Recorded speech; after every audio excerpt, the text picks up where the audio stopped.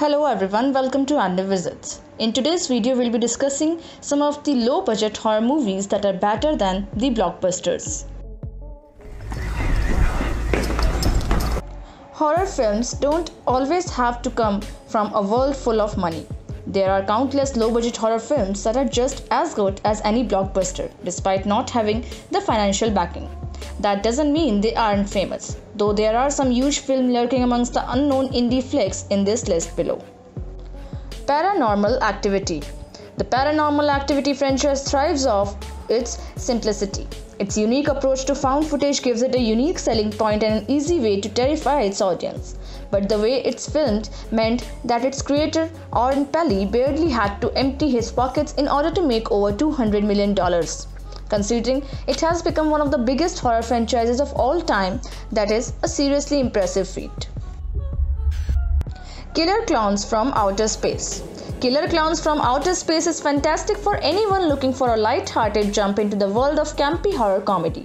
Obviously, it's about the killer clowns who happen to be from outer space. The small budget meant the visuals were bad, but it simply doesn't matter. A sequel has been in the works for more than 30 years.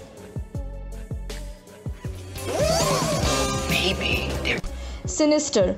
2012, Sinister managed to attract Ethan Hawke into the lead role and land a rather sizable cinematic release, but the budget was just $3 million, marking runs of almost 30 times that figure.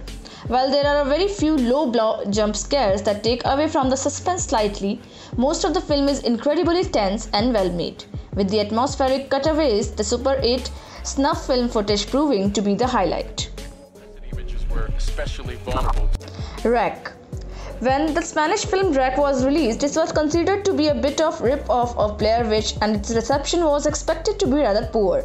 Somehow it defied all exceptions and, despite being in a language other than English, became a hit overseas, spawned various sequels.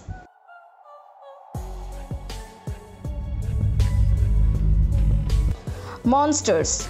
Many people probably haven't heard of this because it doesn't exactly have the most inventive title in the world. But Monsters took the horror world by storm in 2010 when Gareth Edwards was able to turn a $500,000 budget into a multi-million-dollar box office result.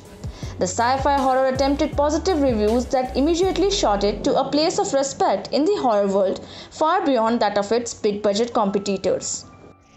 What is there?